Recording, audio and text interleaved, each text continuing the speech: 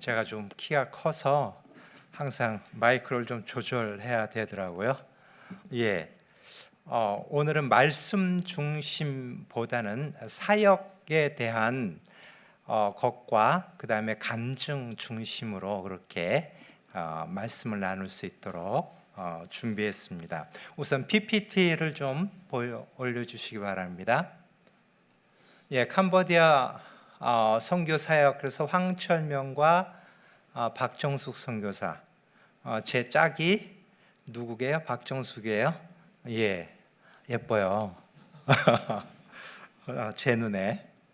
예, 그 다음에 저기 보면 중간 아래쪽 쯤에 해서 가운데 정도에 푸놈펜 있죠. 그 푸놈펜이 수도예요. 푸놈펜이 수도고 거기서 제일 우측 하단이요. 우측 바로 가장 아래가 시아누쿠빌이라고 되어져 있죠. 시아누쿠빌이 제가 사역하고 있는 곳인데, 요번에 한국 와서 저도 놀란 게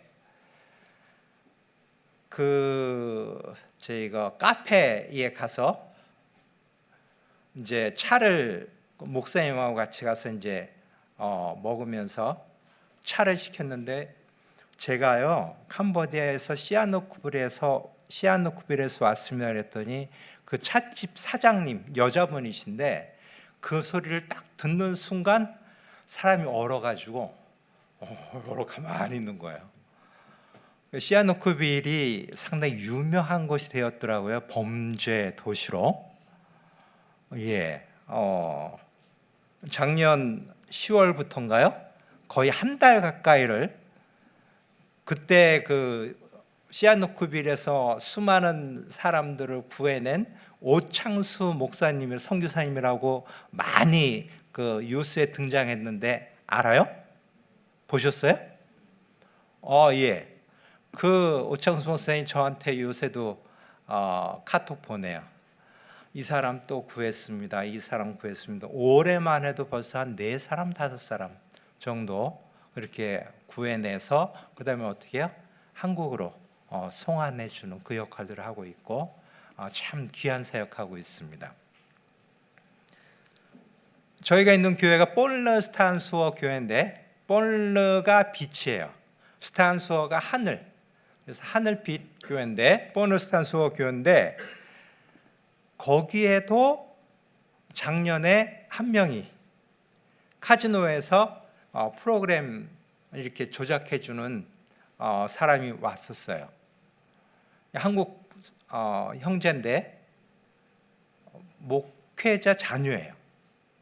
근데 카지노에 그거를 이제 저희가 카지노에 그거 승률 조작하는 거, 그런 것들을 쭉 이렇게 뒤에서 돌봐주면서 돈을 크게 준다 그래서 왔다 그러더라고요. 우리 교회도 한 명이 왔어요. 그래서 그냥 그분한테 만약에 여권을 빼앗기면, 여권을 없어도 여행자 증명서라는 것을 캄보디아에서 발행할 수가 있거든요. 그거 가지고 한국으로 들어올 수 있어요. 그러한 길들이 다 있으니까 혹 어려움 당하면 얼른 교회로 그렇게 오라고 했는데, 감사하게도 10월 달에 그 죽은 대학생 사건이 크게 보도됐잖아요. 그 이전에 9월 달에 한국으로 귀국했어요. 그래서 저희도 한 명 잘 데리고 있다가 그래도 한국에 보내준 것이 있는데, 참 안타까운 부분이죠. 지금 캄보디아에 이것 때문에 캄보디아도 크게 타격을 받았어요. 왜냐하면 캄보디아가 관광 수입이 엄청나게 들어오는 곳인데, 관광객이 올까요, 안 올까요? 특히 한국 사람들이 안 와요. 그러니까 관광 수입이 거의 한 30몇 %가 줄어들었어요. 그러니까 캄보디아 정부 안에서도 지금 이제 그 보이스피싱이니 로맨스 스캠이니 그다음에 그런 것들 얘들을 엄청나게 잡아들이고 본국으로 소환하거나 감옥 보내고 있고, 그러한 일을 하고 있습니다. 그래서 지금은 상당히 많이 좋아지고 있는 그러한 상황입니다. 다음 거. 고전 사진. 전. 오케이. 이게 처음에 교회 양철 지붕으로 지은 교회인데요. 저 교회를 건축하기 전에 담임 목사님이 이제 교회를 시작해야 되겠다고 하니까 저한테 부탁하신 말씀이 있어요. 목사님, 캄보디아 시안노쿠비를 전역을 다 돌아다니면서 좀 확인해서 가장 적절한 곳으로 이렇게 교회를 시작하면 좋겠습니다라고 말씀하셨어요. 이제 그때는 제가 차가 없었고 오토바이가 있었거든요. 모토가 있었거든요. 모토 타고 여기저기 쭉 다니는데 저 교회 지나가는 그 앞에 큰 길을 딱 지나가는데 난생 처음 저 맨 하늘, 맑은 하늘에서요, 하나님께서 하늘 위에서 말씀하시는 거예요. 너 교회 거기서 해라. 이게 깊었을까요? 아니면 쭈삣했을까요? 소름 꽉 비쳐요. 이게 그 합동 측은 오로지 말씀이거든요. 말씀 중심으로. 여러분 신앙생활 할 때 철저히 말씀 중심으로 신앙생활 하시는 게 가장 건전하고 복돼요. 그런데 특별한 때 특별한 하나님의 은혜가 임하기도 해야 하나요? 있어요. 그러나 말씀 안에서 정확하게 서 있으면 분별력이 서는데 말씀이 없으면 어떻게 해요? 엄청나게 혼란스러워요.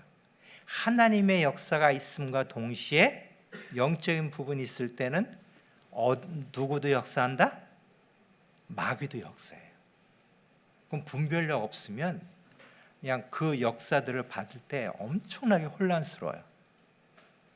그래서 교회에서 예수 그리스도를 믿을 때에 우리가 말씀 중심으로 하나하나 말씀을 잘 배우고 분별력이 있으시길 축원드리겠습니다. 그래서 분별력 있는 가운데 이 하나님의 특별한 역사들을 경험하게 되면 그것이 더 복될 수가 있어요. 그 하늘에서 하나님께서 그걸 딱 말씀하시는데 쭈삣한 거예요. 그러면서 제 마음 가운데 어떤 생각이 드냐 하면, 하나님이 주셨나? 사단이 장난치는 거면 어떡해? 두 마음이 왔다 갔다 하는 거예요. 그 다음에는 마음 가운데 생각이 딱 드는 게 뭐예요? 열매를 보면 알겠지. 열매가 정확하게 어떤 건지. 근데 진짜 그 하늘에서 음성을 주신 바로 그 앞에 땅이 나와 있고, 그 땅을 사게 해줘. 중간 단계가 몇 단계 있어요. 그거까지 다 설명은 복잡하니까. 그 땅을 사게 해주셨고, 그리고 저렇게 건축할 수 있도록 하나님께서 인도하시는 것을 보게 되었습니다. 다음, 저 파란 건물 바로 밑에 조그맣게 보이는 거 있죠. 그게 처음에 지은 양철집 교회고, 그 다음에 그 이후에 저희 4층으로 이렇게 해서 와오 선교센터가 건립되었습니다. 와오는 WAO인데, W는 위, 그 다음에 A는 O는 원, 그 다음에 in Jesus. 그래서 예수님 안에서 우리는 하나다. 그래서 우리는 하나다라고 하는 것을 의미로 해서 와오 선교센터로 이렇게 했습니다. 그 와오 선교센터가 이제 4층으로 지어져 있고, 저 꼭대기에 5층에는 물탱크실과 탁구 정도 칠 수 있고 카페 할 수 있는 그러한 공간이 준비되어져 있습니다. 나중에 선교하러 오시면 제가 요번에 캄보디아 돌아가고 나면 거기 카페하고 탁구장 시설과 에어컨 시설까지 완비할 예정입니다. 담임 목사님한테 약속한 게 있는데 앞으로 선교에 오시면 숙박은 공짜. 예. 먹는 건 받아요. 그래도 그 먹는 거네 제 받아야 되는데 숙박만큼은 공짜로 하기로 하겠습니다. 다음으로 부탁드리겠습니다. 예전에 그 양철 교회 집 교회일 때 주일학교 모습입니다.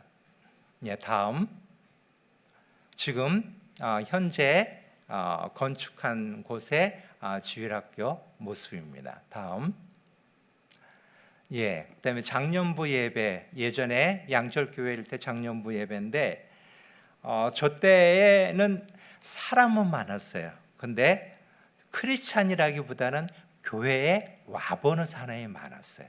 처음 교회를 시작하니까 저희는 크리스찬 인구가 거의 없었어요.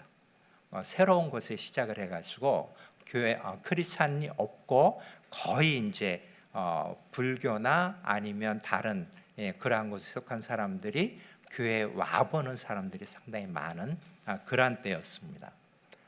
다음 지금 요새 이제 예배 드리는 건데 건축한 후에 요새는 한 20여 명 정도 이렇게 성도 오시는데 집사님 3분이 계시고 그 다음에 사역자가 전임 사역자 2명, 그 다음에 주말 사역자가 1명, 그렇게 사역자 3명 있고 성도들이 한 20여 명 그렇게 해서 예배 드리고 있습니다. 다음 부탁드릴게요. 단기 선교팀이 왔을 때인데 진짜 사람 많이 왔죠. 단기 선교팀이 오면 가장 적게 올 때가 한 150명에서 한 180명, 많이 올 때는 한 250명, 한 300명씩 와요. 저 때가 한 200-300명 왔을 때인데 저 앞에 있는 분이 담임 목사님이실걸요 아마? 그렇게 해서 많이 와요. 단기 선교팀이 한 번씩 오시는 게 거기는 예수 그리스도를 안 믿는 지역이잖아요. 그러니까 교회가 없는 2km 이내에 교회가 하나도 없거든요. 그 다음에 대부분의 지역들이 교회가 없는 그러한 지역들이 많은 지역이라 그분들이 교회에 그래도 문턱을 한번 넘을 수 있도록 해줄 수 있는 게 누가 오면 단기 선교팀이 오면 이 사람들이 왔다 그러면서 이제 몰려와요. 그래서 복음을 그래도 듣고 그들에게 예수 그리스도에 대해서 저희가 믿을 수 있는 기회를 갖게 되는 그러한 좋은 기회가 되니까 단기 선교팀이 할 수 있으면 매년 한 번씩이라도 꼭 오시면 감사하겠습니다. 다음 저거는 이제 저희 양철 교회 처음 할 때 그때 이제 단기 선교팀 와가지고 그때 진짜 많이 왔어요. 그때는 한 300명 이상 왔어요. 지금 꽉 찼죠. 또 다음 전도사의 저분은 옴쌈낭인데요. 그 앞에 앉아 있는 두 여자가 이제 저희 사역자예요. 하나는 시머이 스레이mom이 이제 전도하는 건데요. 저 옴상남이 푸놈펜에 있을 때 교회 다녀봤대요. 그래서 거기 이제 저희 교회에 나오기 시작하고 나오신 지가 한 2-3년 됐어요. 그리고 거기 앞에 있는 아이가 둘리예요. 둘리인데 그 둘리가 지금 이제 한 5살쯤 돼가지고 교회 와서 난리치고 다니네요. 다음 부탁드릴게요. 유치원 사역하는데 지금 원생이 한 17명 정도 이렇게 유치원에 나오고 있습니다. 지금 시머이하고 스레이몸 사역자가 교사로 또 주중에 유치원을 하고 있습니다. 다음 그다음에 방과후 교육으로 영어 교육을 시머이와 스레이몸이 오후에 4시, 5시에 한 타임씩 그렇게 해서 약 한 40여 명이 오고 있어요. 저거는 한 4시, 5시에 한 시간 두 타임을 하거든요. 그러니까는 두 명이 두 타임이니까 네 클래스. 저기에는 지금 그 중에 한 클래스죠. 그래서 지금 시모에어 슬레이몸은 영어 교육, 그 다음에 저희 사모하고 그 다음에 요번에 그 최병관 형제라고 올 3월 달에 왔어요. 왔는데 그 형제는 같이 한국어 가르치고, 이 최병관 형제가 중국을 한 30번 이상 갔다 온 사람이에요. 그러니까 중국어를 잘해요. 중국어를 가르쳐주고 그렇게 하면서 언어 교육을 하고 있습니다. 그 다음에 음악 교육도 하고 있고요. 그다음에 침술 사역인데요. 침술 사역은 임규석 장로님이 오셔서 저는 침술에 대해서 전혀 관심이 없었거든요. 목회자로 한국에 있었고 캄보디아에 있으면서 계속 이제 복음 전하는 사역을 하고 있는데, 장로님 오셔가지고 이제 침술을 하신다고 침을 넣는데 간증 들으셨죠? 장로님이 몇 명 정도 침을 놨다고 1년 동안에? 거의 한 1200명 정도 놨다 그랬죠. 저는 관심이 하나도 없고 그냥 침을 놓으신다 그러니까 이제 목사님 와서 기도해 주세요 하면 가서 기도해 드리고 그리고 이제 내려왔는데, 한 반년쯤 지났을 때 거의 KBS라고 있어요. KBS는 깜뽕섬 바이블 스쿨, 그래서 KBS예요. 거기에 캄보디아 학생들에게 침수를 장로님이 가르치시겠대요. 그리고 학생들이 한 10명 정도 배우겠다 그러네. 근데 캄보디아어를 장로님이 해요, 못해요? 못하잖아요. 통역해 줄 수 있는 유일한 사람이 누구예요? 저밖에 없는 거예요. 코를 딱 켰네. 그거 어떻게 해요 이제? 근데 그게 장난이 아니에요. 침술 용어가 의향 용어잖아요. 의향 용어 중에 침술 용어가 또 따로 있어요. 캄보디아의 침술 그 단어 자체가 없는 단어들도 상당히 많아요. 그러니까 매주 강의를 하는데 단어를 몇 개 정도를 캄보디아어로 외워야 되냐면 한 70개, 80개씩 외워야 되는 거예요. 매주요. 그때가 제가 나이가 62살쯤 됐었거든요. 62세. 매주 한 7, 80개의 단어를 외운다. 가능할까요? 안 할까요? 근데 재밌는 게 하나님 은혜를 주시니까 외워져요. 통역하는데 단어 하나 두 개 정도만 막히고 술술술 되는 거예요. 쭉 하다 보니까 침수를 가장 잘 배우는 사람이 누구게요? 저가 제일 잘 배우는 거예요. 그러니까 기초 단계를 다 배웠네. 그런데 기초 단계를 다 배우고 나서 그 다음 단계를 가르쳐 줘야 되는데 장로님이 눈이 아파가지고 12월 달에 한국으로 돌아가셔야 되는데 10월 달에 돌아가시게 됐어요. 한국으로 컴백하게 된 거예요. 가르쳐 줄 사람이 누구밖에 없어요? 저밖에 없는 거예요. 그냥 초급 마치 그다음에 중급 단계, 고급 단계를 매일 한 2, 3주 매일 한두 시간씩 붙잡고 저한테 주먹 그냥 뿌겨 넣듯이 그냥 집어 넣는 거예요. 매일 그 침술 강의를 들으면 솔직히 이해되겠어요, 안 되겠어요? 소화가 돼야 이해가 되지. 그냥 매일 알았습니다. 그래요. 예, 알겠습니다. 어쨌든 한국에 돌아가셔야 되니까 그걸 다 들었어요. 근데 재밌는 게요.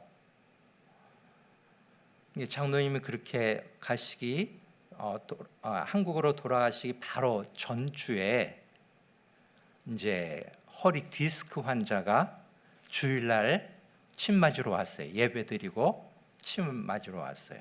장로님이 그 침을 이제 딱딱딱 놔줬잖아요. 그 전에 저도 기초를 배우고 또 좀 배웠으니까 이제 놓는 건 알잖아요. 어떻게 되는지. 장로님 한국에 가버렸네. 그 다음 주 딱 됐는데 그분이 또 왔게요, 안 할게요? 왔어요. 아이고, 이거 어떻게 해요?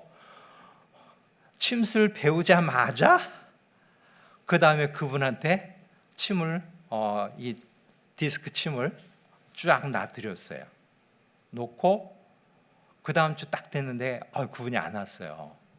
그래가지고 이제 안 오나 보다 그러고 그리고 제가 산책하려고 딱 운동복 입고 산책 쭉 나가는데 저 앞에서 오토바이 한 대가 어떤 사람이 딱 타면서 뚜룩 오는 거예요. 제 앞에 딱 쓰는 거예요. 와, 이거 쭈삣하잖아요. 오토바이 헬멧 쓴 사람이 제 앞에 딱 쓰면 어떤 위협을 가할지 모르잖아요. 무서워가지고 이렇게 서 있는데 헬멧을 그 사람이 딱 봤는데 보니까 누구게요? 허리 침 맞은 사람, 디스크 침 맞은 사람. 그러더니 이분이 자기 허리를 딱 또 치면서 나았다고 고맙다고 인사 뚝 하고 가네. 침술 배우기 첫 주부터 뭐예요? 나았다고 저는 저 이거 얘기를 들었어요. 그리고 그러면서 침술을 계속 하게 되는데 한 두세 달, 서너 달쯤 되니까 이제 여기저기서 그냥 그 침술을 이렇게 놓게 되잖아요. 거의 한 달에 한 100명씩 놓게 됐어요. 지금 한 1년 좀 넘었는데 몇 명 정도 침을 놨을 것 같아요? 요새 가만히 생각해보니까 한 800명 정도 놨어요, 침을요. 한 1년여 새에. 장로님은 그 침만 놓으러 많이 다녔잖아요. 저는 목회 일정들이 다 있잖아요.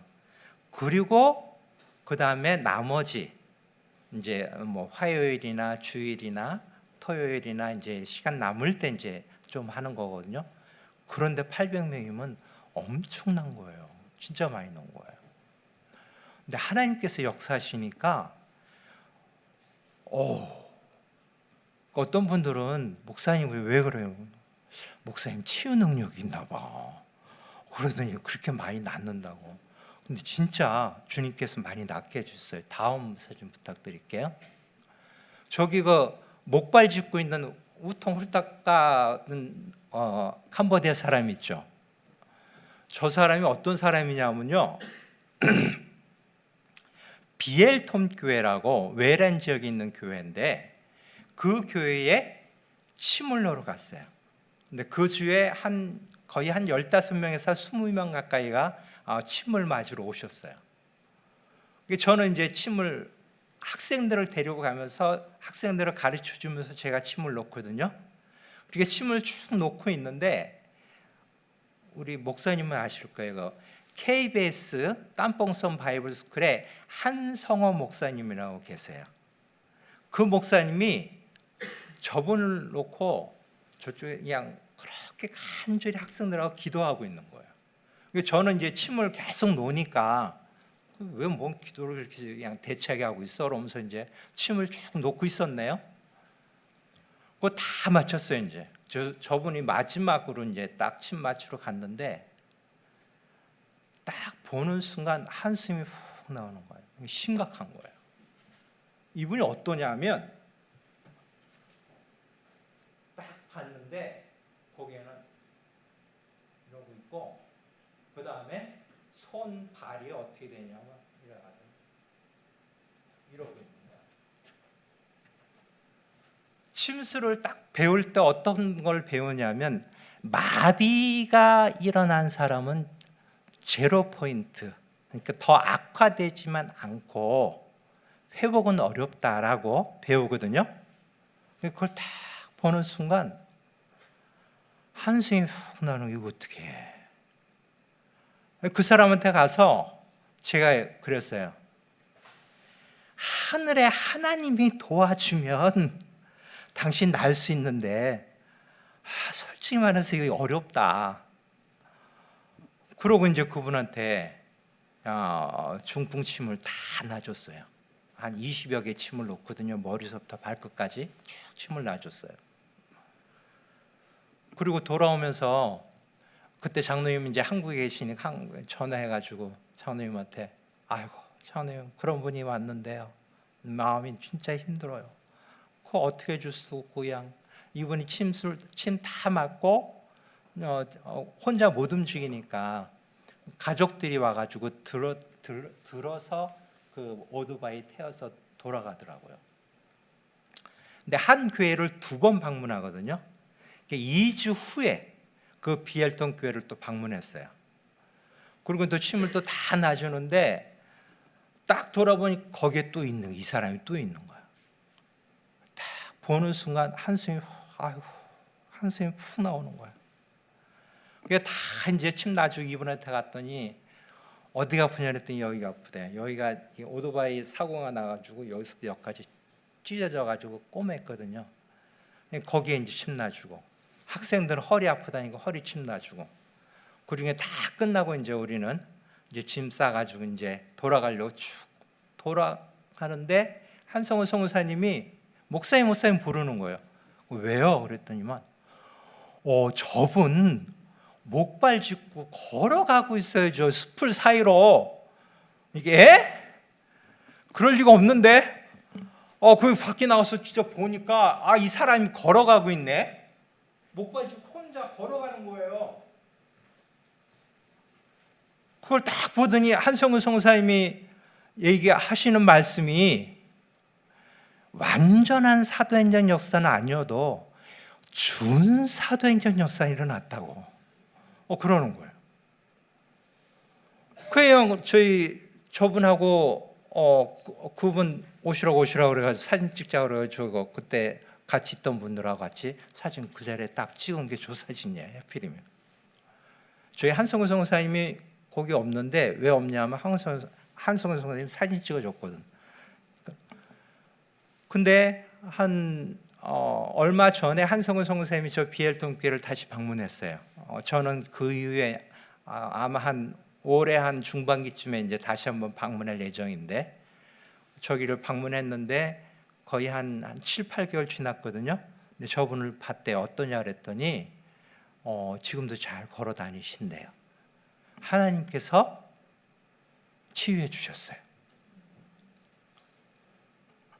그래가지고 배우려고 하지도 않았던 침수를 배워가지고 못 걷던 분이 걷는. 근데 참 감사한 건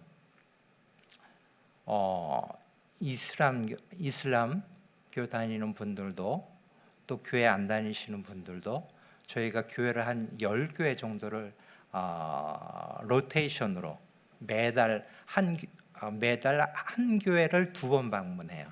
그렇게 해서 이제 가서 침수를 놓는데 그러면서 침 놓으러 가면 많은 사람들이 와요. 그러면서 그들에게 침을 놔주는 그러한 사역들을 하고 있습니다. 예, 감사합니다. 이렇게 해서 캄보디아에서 지금 하고 있는 사역이 무슨 사역이냐면 본르스탄소 교회 사역, 그 다음에 유치원 사역, 그 다음에 방과후 교육 사역, 그 다음에 침술 사역, 그렇게 하고 있습니다. 방과후 교육 사역에는 무엇이 포함되고 있냐면 음악 사역이 있죠. 그래서 음악을 가르쳐주는 그 사역도 포함하고 있습니다. 자, 그럼 이제부터는 말씀과 더불어 간증 중심으로 말씀을 전하겠습니다. 오늘 11절 말씀 보면 마리아는 무덤 밖에 서서 울고 있더니 울면서 구부려 무덤 안을 들여다보니라고 해요. 이 마리아가 예수님의 무덤 바깥에서 울고 있어요. 왜 울고 있는지는 아시죠? 예수님의 시체가 무덤에 없는 거예요. 그것 때문에 울고 있어요. 이때 마리아는 이전에 20장 1절 말씀 보면 안식 후 첫날 일찍이 아직 어두울 때에 막달라 마리아가 무덤에 와서 돌이 무덤에서 옮겨진 것을 보고 시몬 베드로와 예수께서 사랑하시던 그 다른 제자애가 달려가서 말하되, 즉 마리아는 그 이전에 무덤에 와서 예수님이 없는 것을 확인하고 그다음에 어떻게 해요? 제자들에게 급하게 가서 말하고 베드로와 그다음에 요한이라고 사도 요한이라고 생각하는 사도 요한이 와서 예수님이 없는 것을 확인해요. 그럼 마리아는 다시 무덤에 왔죠. 그러니까 마리아가 무덤에 오는 건 두 번째예요. 근데 마리아가 무덤에 와서 그렇게 울어요. 한번 생각해 보세요. 이 마리아가 예수님이 무덤에 안 계신 것 때문에 슬프게 울어요. 통곡하고 울어요. 이거는 부모가 된 사람은 알아요. 부모는 자식이 아프거나 혹 자식이 죽잖아요. 그럼 속에서 뭐예요? 피눈물이 나요. 자식이 아프면 내가 아프면 아팠지. 그러면서 그 자식에 대한 그 애달픔이 오세요? 속에서 열불 나는 거예요. 이 막달라 마리아가 예수님을 얼마나 사랑했는지 그 예수 그리스도의 시체가 없어진 그것 때문에 하염없이 우는 거예요. 왜 그러냐면 막달라 마리아는 마가복음 16장 9절에 보면 일곱 귀신을 쫓아냄을 받은 막달라 마리아라고 기록하고 있어요. 즉 막달라 마리아는 예수님 만나기 전에 어떤 사람이었어요? 일곱 귀신 들린 여인이었어요. 이 귀신이 그러니까는 이 마귀가 이게 저희가 있으면 진짜 힘들어요. 캄보디아에 있으면서 옴마타라고 하는 분이 있는데 이분이 수요일 날 이제 그 연세가 한 70쯤 되셨어요. 이 옴마타라는 그분 집에 신방 예배를 드려요. 수요일 날 오후에. 오후에 가서 신방 예배를 딱 드리러 가는데 이 옴마타가 저를 딱 보자마자 목사님 그러면서 통곡을 하면서 우는 거예요. 뭐 진짜 닭똥 같은 눈물을 뚝뚝뚝 흘리는 거예요. 왜 그래 그랬더니 내가 죽겠다는 거예요. 왜 그러니까요. 이게 나이가 70이신데 죽음에 대한 공포가 있으셨나 봐요. 두려움이 있었나 봐요. 근데 밤에 자려고 하기만 하면 뭐예요? 이 마귀가 와가지고 목을 조르면서 죽이겠다고 하는 거예요. 근데 이거를 어떻게 해결할 줄은 모르는 거예요. 본인이 해결할 줄은 모르니까 거의 덜덜덜 떠는 거예요. 그리고 잠을 못 자죠. 마귀는 와 있죠. 그러니까 마귀에 눌리니까 어떻게 해요? 온몸 삭신이 다 쑤시고 아픈 거예요. 그러니까 쑤시고 아프고 잠도 못 자죠. 그러니까 이 분이 어떻게 할 줄을 몰라서 쩔쩔쩔쩔 매다가 절 만나니까 통곡하면서 우는 거예요. 나 이렇게 이렇다고 그러면서. 그 얘기를 딱 듣는 순간 명심하시라고. 나사렛 예수 그리스도의 이름으로 명하노니 마귀에 어떻게 하라? 물러가라. 그럼 어떻게 돼요? 마귀는 그 즉시로 쫓겨나게 되어져 있어요. 그러니까 이분이 그런 경험이 없으셔서 그걸 어떻게 대처할 줄을 몰랐던 거예요. 그러니까 그 예배 드리기 전 예배 중간 예배 끝나고 나서 3번이나 강조하면서 이걸 꼭 명심하시라고. 그러고 이제 돌아왔어요. 드디어 주일날 됐습니다. 주일날 교회에 다 오시는데 그 울던 분이 교회 올 때는 이제 생글생글 웃으면서 목사님 왜 그랬대? 도망갔어요. 마귀가 쫓겨났어요. 나사렛 예수 그리스도의 이름이 능력이 있어요. 이건 명심하시기 바랍니다. 말씀 중심으로 우리가 주님 앞에 헌신하며 주 앞에 순종하는 게 참 중요해요. 근데 때로는 영적인 세력이 우리를 엄몰할 수가 있어요. 그때에 정확하게 성경적으로 우리가 서 있고 그 성경적으로 쫓아가면 승리해요. 디모데후서 1장 7절 말씀 보겠습니다. 디모데후서 1장 7절 보면 하나님이 우리에게 주신 것은 무슨 마음이 아니요? 두려워하는 마음이 아니요. 만약에 영적인 세력이 온다거나 어떠한 귀신이 보인다거나 그러면 그것이 우리가 두려워하는 마음이 만약에 생기면 그것은 하나님이 주신 거예요? 아닌 거예요? 아닌 거예요. 하나님이 주신 것은 두려워하는 마음이 아니요. 그 다음에 뭐예요? 능력과 사랑과 절제하는 마음이니. 그 다음에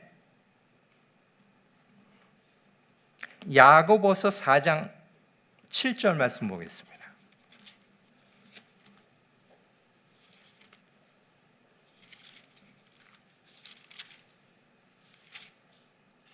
야고보서 4장 7절 보면 그런즉 너희는 하나님께 복종할지어다. 마귀를 어떻게 하라? 대적하라. 그리하면 너희를 어떻게? 피하리라. 그러니까 영적인 세력이 왔을 때에 무서워하거나 두려워할 필요가 있어요? 없어요? 전혀. 그런 것이 왔을 때 도리 어떻게 해요? 대적하고 나사렛 예수 그리스도의 이름으로 명하노니 사단아 물러가라 하는 그 순간에 모든 마귀들은 어떻게 해요? 사단 마귀 세력들은 피하고 도망갈 수밖에 없어요. 예수 그리스도가 왜요?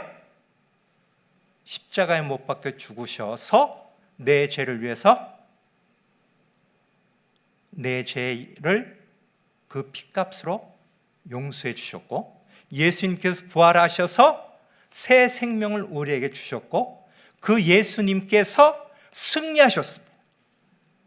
그 승리하신 예수 그리스도를 믿음으로 우리가 나아갈 때에 그 승리가 믿음으로 나의 것이 되는 거예요. 이 믿음으로 사시길 축원드리겠습니다. 제가 반년 만에 한국에 또 왔어요. 작년에 딸 결혼식 때문에 왔고 그다음에 이번에는 제가 심혈관에 심혈관이 거의 막혀가지고 아마 조금만 한 며칠만 더 있었으면 여기 오지도 못하고 그냥 심장마비로 죽을 수도 있는 그러한 것이 있었습니다. 근데 그 증세가 나타나기 전 며칠 전에 잠을 자는데 꿈을 꿨어요. 꿈을 꾸는데 꿈에서 이제 꿈을 꿀 때는 이제 제가 객관화해 가지고 제가 보고 있는 거잖아요. 꿈속을 어떤 인격체가 몇몇이 있는데 자기네들끼리 이야기하는 거예요. 야, 데리고 갈까? 그러는 거예요. 그게 뭐지 꿈에서 데리고 갈까니까 그런 것 없다 하고 이제 딱 보고 있는데 저 뒤쪽에서 아주 영 굵직한 그러니까 거룩한 목소리 있죠. 그 목소리가 쫙 들리면서 20년 후니라 그러는 거예요. 그래가지고 예? 그때는 이제 그게 개꿈인지 뭔지 모르니까 그냥 성교사님들 모였을 때 이제 이야기했어요. 제가 나 이런 꿈 꿨다. 그러면서 20년 뒤에 내가 갈래나 보네. 그러면서 이제 서로들 얘기하고 장난삼아 얘기했어요. 그러고 한 며칠 있는데 제가 산책을 하러 딱 나가는데 한 20, 30분 또 산책하러 가니까 여기가 답답한 거예요. 가슴 여기가. 거기가 캄보디아가 더운 지역이니까 생각하기를 제가 더위를 먹었나. 그러고 이제 집에 와서 쉬었죠. 그 다음날 또 산책을 딱 나갔는데 거의 그 정도 거리를 또 가니까 또 여기가 똑같이 아픈 거예요. 이게 이상하다. 그리고 그 다음날 되니까 이제 그때 수도가 터져가지고 그 수도꼭지로 한 2개를 갈았거든요. 땀을, 더운 지역이니까 땀이 많아요. 힘을 좀 쓰고 나면 땀 많이 나. 와, 그냥 이쪽이 그냥 엄청나게 아픈 거야. 통증이 막 오는 거야. 그러면 좀 어떻게 해요? 쉬어야죠. 뭐 쉬고 이제 그 다음 날 됐는데 이제 막 어지러운 거예요. 근데 그때쯤 돼서 한 2, 3일쯤 됐을 때에 이제 하나님 앞에 기도하는데 하나님 이제 어떻게 나는 기도 쭉 하고 있는데 요 뒤에서 요 귀 뒤쪽에서요 2번 딱 그러는 거예요. 한국에 가라, 한국에 가라 그러는 거예요. 그래가지고 영을 다 믿을 수는 없으니까 집사람한테 어떡할까 그랬더니 그때가 1월 중순이었거든요. 1월 중순이 어떻게 춥잖아요. 캄보디아는 더운데 할 수 있으면 봄에 가는 게 좋겠다. 그 말 또 맞잖아요. 또 그런데 저희가 가슴이 아프고 그 다음 날 이제 하루 지나고 나니까 이제 막 어지럽고 이제 막 그냥 뭐 이게 감당이 안 되는 거예요. 집사람한테 사모한테 급하게 이제 한국 가는 비행기 티켓을 알아보라고. 근데 요새 캄보디아에 한국 사람들이 와야 하나요? 그냥 저희가 범죄 사건 터졌죠. 태국과의 또 전쟁 터졌죠. 그러니까 근데 비행기 티켓이 엄청나게 남아 있는 거예요. 그날로. 그날로 이제 담임 목사님들 전화 드리고 제가 한국 좀 이런 이것 때문에 급하게 가야겠다고. 그 안내해 주시기는 이제 뭐 중간 단계 건너뛰고 이제 신촌 세브란스로 그렇게 안내해 주셔가지고 신촌 세브란스에 응급실에 갔어요. 응급실에 딱 갔는데 제 증세를 딱 말씀드리니까 거기에 뭐 레지던트인지 뭐 의사인지 하는 분들이 좋은 샘플 케이스가 온 거예요. 그냥 가슴이 아플 때요 어떻게 아팠어요? 콕콕콕콕 쑤시면서 아파요. 아무튼 묵직하게 아파요. 그럼 가만히 생각 묵직하게 아픈 것 같아요. 그랬더니 그 다음부터 저한테 와서 사인하래요. 이게 뭐예요? 그랬더니 그 심혈관 질환에 대한 그 AI에 그 등록해서 여러분들이 뭐 챗GPT 같은 거 이제 열어보면 심혈관에 대해서 물어보면 제가 예로 들어가는 거예요. 그것에 대해서 이제 동의해달라고 그렇게 하라고. 그리고 곧바로 그거 마치자마자 제가 이제 중환자실에 들어갔어요.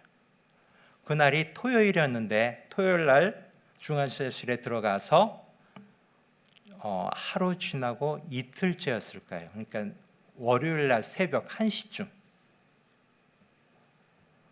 처음에 한국에 오니까 피곤하잖아요. 중환자실 가니까 침대 딱 주죠. 꼼짝도 못하고 거기에만 있으라 그러니까 처음에는 잠이 꿀잠이 그렇게 오는 거야. 기분 좋더라고. 한 열 몇 시간은 푹 잤어요. 그러니까 잠이 별로 잘 안 오잖아요. 근데 그 한 이틀쯤 됐을 때 새벽 1시 좀 넘었을 거예요. 눈을 딱 떴는데 눈을 딱 떠서 보는 게 저희가 내 앞에 검은 도포를 입은 저승사자 있죠. 그 딱 보이는 거예요. 저희 왜 보여? 저도 이제 급하게 이제 예수님 어디 계세요? 그러니 예수님 저쪽에 계세요. 이게 저승사자가 여기 왜 보이는 거야? 근데 좀 지나고 나니까 중환자실에 환자들이 여러 분 계시잖아요. 제 건너편에 요 한쪽 있는 할아버지가 그 시간에 심정지가 일어난 거예요. 심정지가 딱 일어나니까 그냥 심장이 뛰는 게 이제 멈추잖아요. 그러니까 중환자실이니까 그 센서가 다 감지하잖아요. 간호사들이 난리가 난 거예요. 전체 간호사들이 그 할아버지 그냥 거기 남자 간호사는 이제 할아버지 올라가지고 심폐소생술하고 이제 뭐 그냥 응급처치하고 이제 난리가 난 거야. 한 2, 30분 쭉 지나고 나니까 이 할아버지가 이제 깨어났네. 그러고 나니까 이제 간호사들이 다들 이제 다시 원위치에 자기 볼일 보더라고요. 근데 이제 그때는 몰랐죠, 이제. 근데 아침 되니까 이제 그 남자 간호사가 이 할아버지한테 가서 이제 가서 설명하는 거야. 할아버지! 그러니까 할아버지가 밤에 심정지가 와가지고 그래가지고 내가 거기 올라타가지고 막 가슴 압박하고 그러면서 이렇게 눈이 딱 떴을 때 내가 있었죠. 그러니까 그때 딱 느끼는 게 죽을 때 되면 누가 온다? 저승사자가 오든 천사가 오든 오겠죠. 그걸 하나님 보여주신 것 같아요. 제가 2012년도에 하늘빛 우리교회에서 6월 1일 날 선교사로 파송받았거든요. 거기 딱 10년 전에 2002년도에 이제 하늘빛 우리 교회를 개척을 처음 시작할 때였어요. 그때 이제 교회 수리하고 있었는데 저희 아버님은 그때 이제 그 성남에 있는 그 병원에 폐암 말기로 80대 중반이셨거든요. 폐암 말기로 입원해 계셨어요. 근데 아버님이 제가 아버님 이제 부모님 모셨었거든요. 부모님 모시면서 교회를 딱 3번 가셨어요.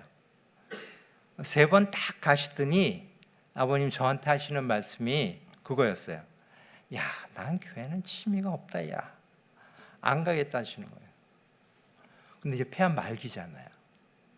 하나님 앞에 기도하면서 하나님 3번 가셨어도요 예수님 만났으면 그냥 데려가시면 감사하고 안 만났으면 예수님 만나게 해주세요 하고 이제 뭐 기도하고 이제 이렇게 그러면서 제가 개척하기 전에 갈보리교회 부교육자였거든요. 박조준 목사님. 거기에 전도 폭발팀이 있어요. 그 전도 폭발팀에게 부탁을 했습니다. 저희 아버님이 지금 이제 얼마 안 남으셨는데 복음을 전해달라고. 그 전도 폭발팀이 와서 아버님한테 복음을 전했어요. 그 이제 연락이 온 거예요. 아버님 예수님 믿어요. 그러고 이제 그래요? 감사합니다. 그러고 이제 끊었어요. 그리고 이제 교회 개척하니까 이제 교회 수리하고 막 그러고 있는데 제가 7남매 막내거든요. 아들로서는 5째예요. 근데 4째 형님, 바로 위에 형님이 그때 안수 집사님, 지금 장로님이시거든요. 그 형님이 전화가 온 거예요. 그 형님 어때요? 그랬더니만 야, 아버님이 그냥 옛날 어르신들 있잖아요. 그냥 잘 모르는 사람들이 와가지고 이제 막 얘기하면 예 알았습니다. 예 그래야죠. 예 맞아요. 예 그런 식으로 그냥 하셨다고. 또 그러고 나니까 또 이제 의문점이 딱 생긴 거예요. 하나님 이게 어떻게 된 건가? 그러고 얼마 안 계시다가 아버님이 가사 상태에 들어가셨어요. 가사 상태에 들어가는 건 어떤 거예요? 이제 의식은 없으시고 숨만 이제 거렁거렁 쓰시는 그러한 상태로 들어갔습니다. 그러고 있는데 어느 순간 아버님 깨어나셨어요. 깨어나심과 동시에 영안도 열려버렸어요.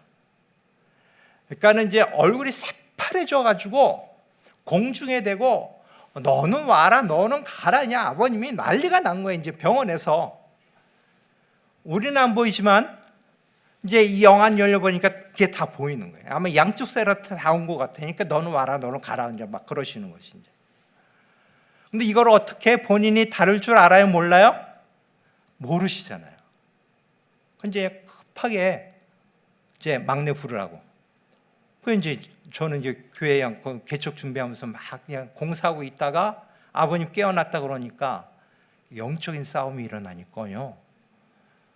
이제 아버님한테 가려고 자동차를 딱 키를 탁 키는데 자동차 키가 휴지가 팍 나가버리는 거예요. 한 2, 30분 정도 막 고생하다가 결국엔 차 불러가지고 그 다음에 이제 병원에 그 성남에 있는 이나드 병원에 갔어요. 도착해서 보니까 아버님이 이제 그냥 이걸 뭐 어떻게 할 줄 모르는 거예요. 그러니까 이제 그냥 거기서 붙잡고 찬송을 쭉 부르면서 이제 있다가 아버님 예수님 영접해야 된다고 하니까 영접하시겠냐고 영접하겠대. 그 자리에서 이제 하나님 저는 죄인입니다. 그 다음에 내 죄를 용서해 주시고 그러면서 예수 그리스도를 나의 것으로 영접합니다. 영접기도 그대로 따라 하셨어요. 근데 하나님께서는요 강권적으로 하니까 이 폐암 말기는 거의 목소리가 안 나오거든요. 근데 하나님이 확 붙잡으시니까 그냥 똑똑한 목소리로 그대로 쫓아하시는 거예요. 한마디 한마디. 예수 그리스도를 그 자리에서 영접하셨어요. 영접하시고 이제 그럼 이제 딱 끝났다. 이제 그러면서 그냥 딱 하는데 아버님 이제 예수님 영접하셨으니까 편안하시죠 그랬더니 안 편하다는 거예요. 예? 예수님 영접했는데 안 편하네. 왜? 저도 이제 물음표가 팍 생기는 거예요. 다 기도하는데 그렇구나. 아버님 한평생 원한 맺고 나에게 악을 범하고 잘못한 그 모든 사람들 낱낱이 다 저희가 용서를 선포할 수는 없잖아요. 이제 한꺼번에 모두 다 용서한다고 그거를 따라서 하시라고. 그러니까 똑같이 또 다 용서한다고 선포하는 거예요. 그 순간에요 하늘에서 평화가 쫙 임하는 거예요. 성도 여러분, 사실 죽음 앞에 서면 내게 악을 범하고 내게 피해를 주고 나를 괴롭히고 했던 그 모든 사람들 아무것도 아니에요. 그러니까 미리미리 뭐하라? 용서하시기 바랍니다. 용서하니까 하늘의 평화가 쫙 임해요. 그래 이제 평안하시게 계시는 거예요. 그 어떻게 해요? 제가 목사잖아요.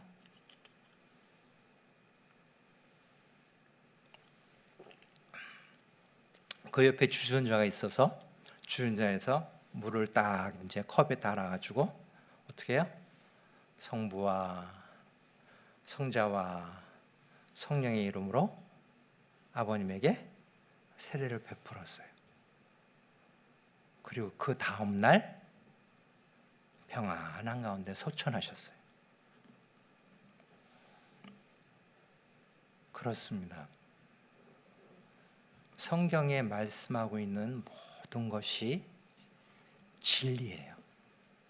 있는 그대로 이루어져요.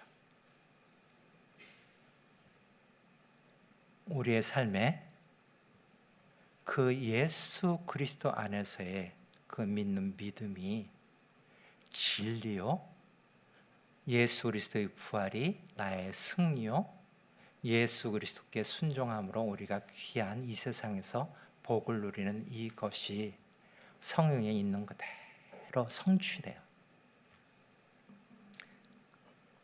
말씀 전하기 처음에 말씀드렸듯이 우리는 철저히 뭐 중심이 되어야 된다? 말씀 중심이면서 말씀을 정확하게 잘 배우시길 축원드리겠습니다.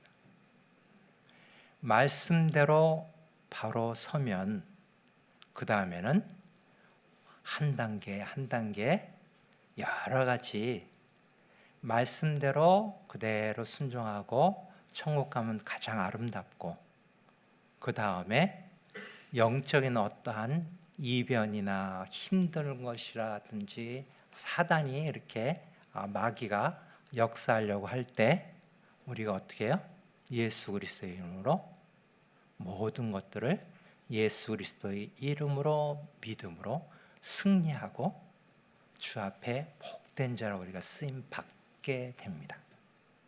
이 은혜가 우리 삶 가운데 풍성히 이루어지시길 축원드리겠습니다. 기도하겠습니다.